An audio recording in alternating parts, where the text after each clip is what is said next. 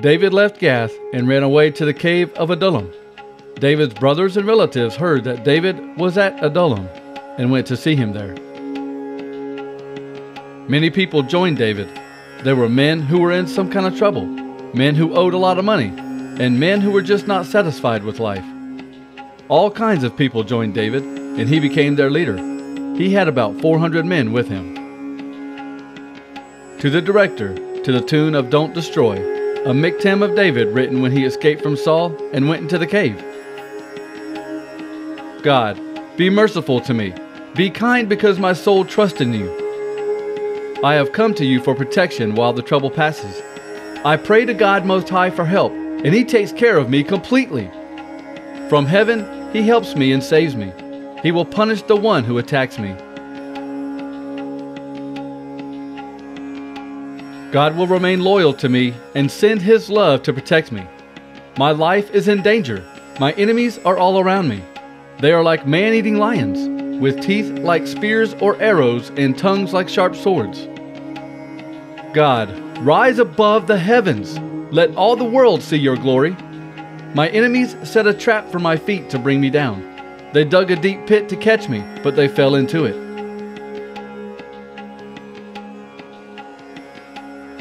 God, I am ready, heart and soul, to sing songs of praise. Wake up, my soul! Harps and lyres, wake up, and let's wake the dawn. My Lord, I will praise you before all people. I will sing praises about you to every nation. Your faithful love is higher than the highest clouds in the sky. Rise above the heavens, God. Let all the world see your glory. A maskil of David written when he was in the cave, a prayer. I cry out to the Lord. I beg the Lord to help me. I tell my problems. I tell Him about my troubles. I am ready to give up. But you, Lord, know the path I am on, and you know that my enemies have set a trap for me. I look around, and I don't see anyone I know. I have no place to run. There is no one to save me. Lord, I cry out to you for help. You are my place of safety. You are all I need in life. Listen to my prayer. I am so weak. Save me from those who are chasing me. They are stronger than I am. Help me escape this trap so that I can praise your name. Then good people will celebrate with me because you took care of me. Part of the tribe of Gad joined David at his fortress in the desert. They were brave soldiers trained for war and skilled with the shield and spear.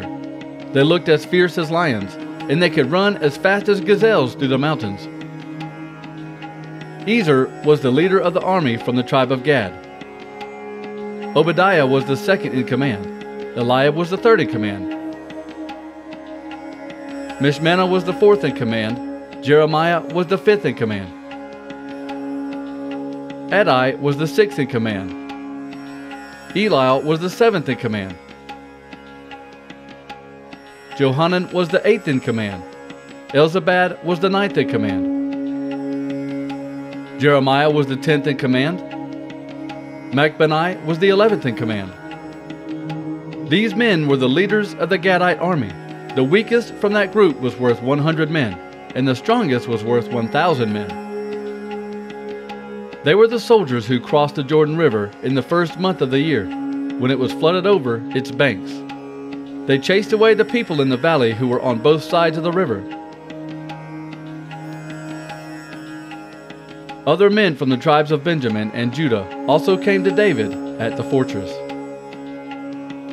David went out to meet them and said, "If you have come in peace to help me, I welcome you. Join me.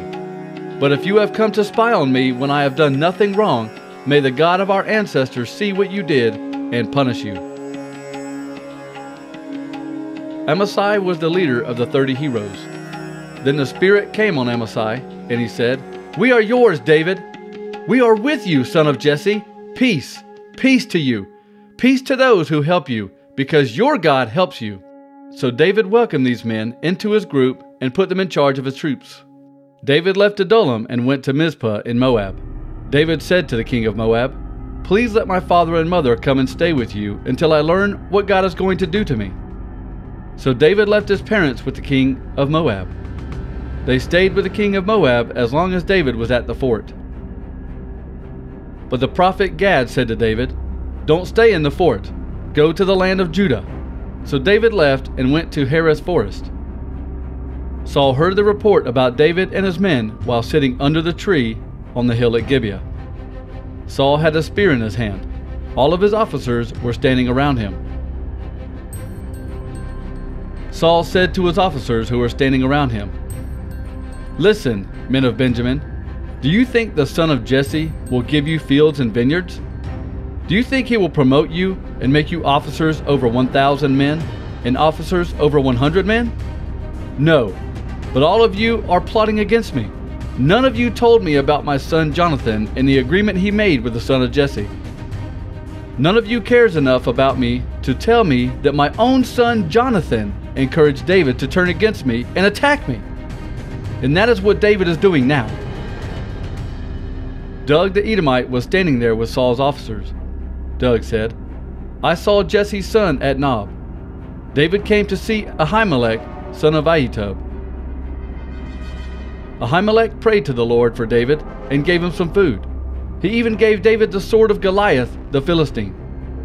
Then King Saul ordered some men to bring the priest to him. Saul told them to bring Ahimelech, son of Ahitub, and all his relatives who were priests at Nob. So all of them came to the king. Saul said to Ahimelech, "Listen now, son of Ahitub." Ahimelech answered, "Yes, sir." Saul said to him, "Why did you and Jesse's son make secret plans against me? You gave David bread and a sword. You prayed to God for him, and right now David is waiting to attack me." Ahimelech answered, "David is very faithful to you. Not one of your other officers is as faithful as David.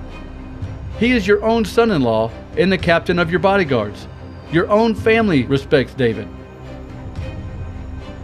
That was not the first time I prayed to God for David. Not at all. Don't blame me or any of my relatives. We are your servants. I know nothing about what is happening. But the king said, "Ahimelech, you and all your relatives must die." Then the king told the guards at his side, "Go and kill the priests of the Lord because they are on David's side too. They knew he was running away, but they didn't tell me." The king's officers refused to hurt the priest of the Lord.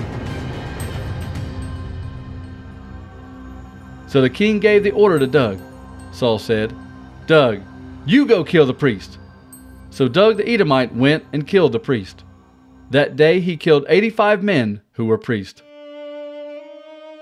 Nob was the city of the priests. Doeg killed all the people of Nob. He used his sword and killed men, women, children, and small babies. He even killed their cattle, donkeys, and sheep. But Abiathar, son of Ahimelech, escaped. He ran away and joined David. Abiathar told David that Saul had killed the Lord's priest. Then David told Abiathar, "I saw Doeg the Edomite at Nob that day. I knew he would tell Saul, 'I am responsible for the death of your father's family.' Stay with me. Don't be afraid because the man Saul, who tried to kill you, is the same man who wants to kill me. I will protect you if you stay with me."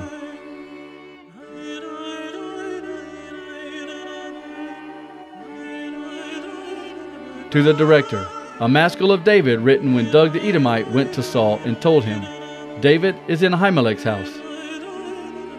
Great warrior, why are you bragging about the evil you did? You are a disgrace to God. You are nothing but a hired killer, making plans to hurt people and making up lies. You love evil more than goodness. You love lies more than the truth. You and your lying tongue love to hurt people. So God will ruin you forever. He will grab you and pull you from your home, like someone pulling up a plant by the roots.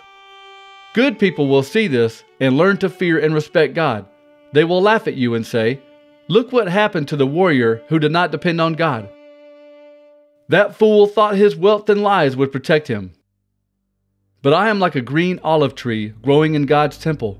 I will trust God's faithful love forever and ever. God, I praise you forever for what you have done. I will speak your name before your followers because it is so good." People told David, "Look, the Philistines are fighting against the city of Keilah. They are robbing grain from the threshing floors." David asked the Lord, "Should I go and fight these Philistines?" the Lord answered David.